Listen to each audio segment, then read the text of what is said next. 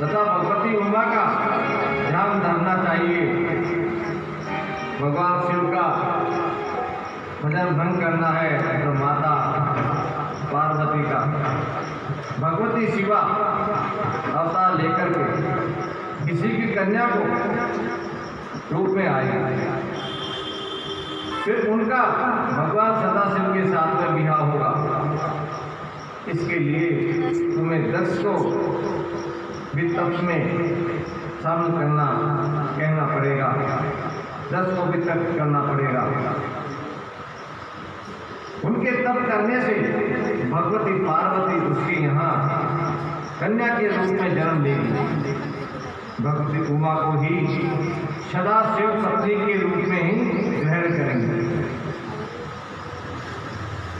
भक्तों के दुख का अंत करेंगे। बस यही एक विधि है जिससे कि तुम भगवान श्री सदाशिव को विवाहित देख करके इतना कहकर पीतांबरीधारी चतुर्भुज भगवान श्री विष्णु अंतर्ध्यान हो गए।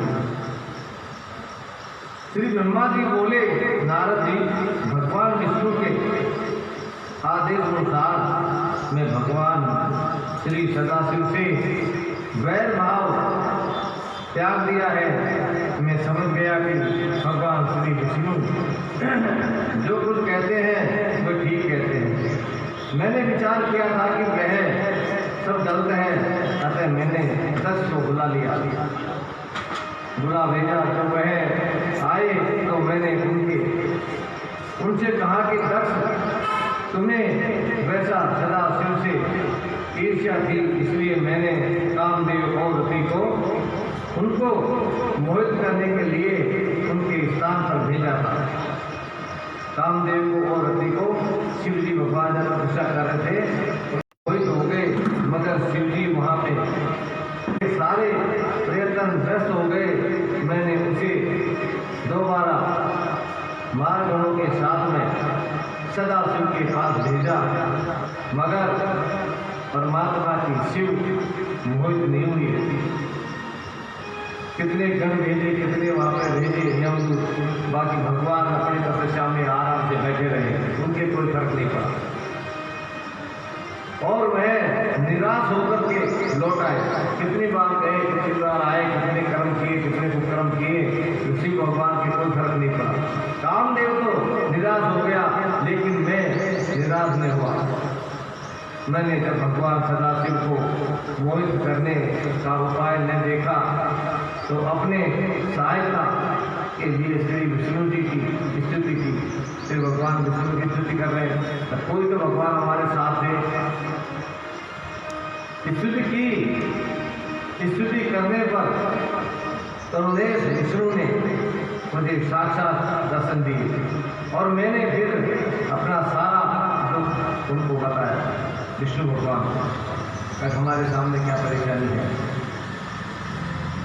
मेरी बात सुनकर के भगवान श्री विष्णु ने कहा कि हे ब्राह्मण, उन्होंने तुम्हें अपना पुत्र जानकर तुमको सदुपदेश दिए, मगर तुमने अपनी अल्प बुद्धि के कारण उनके सदुपदेश पर ध्यान नहीं दिया।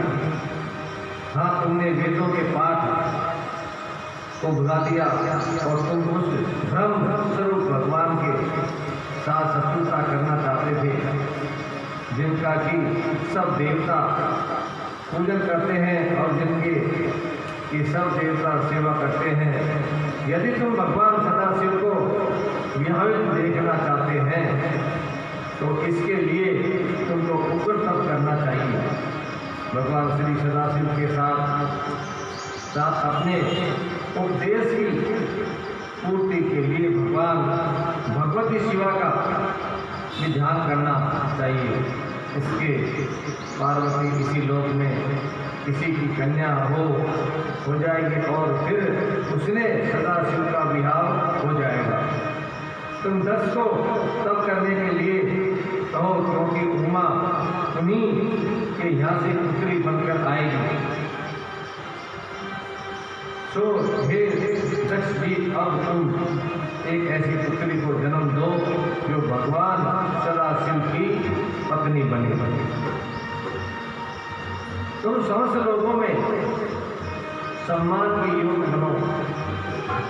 अब तुम्हारे लिए यही उचित है कि तुम शंभु प्रिय देवी दुर्गा की उपासना करो, और जब वह तुम्हें दर्शन देगी और वर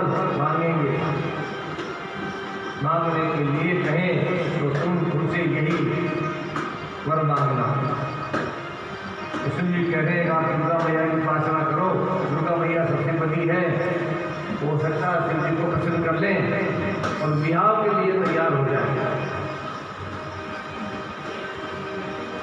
आप मेरी पुत्री हो, मैं भी वर मांगने के लिए कहें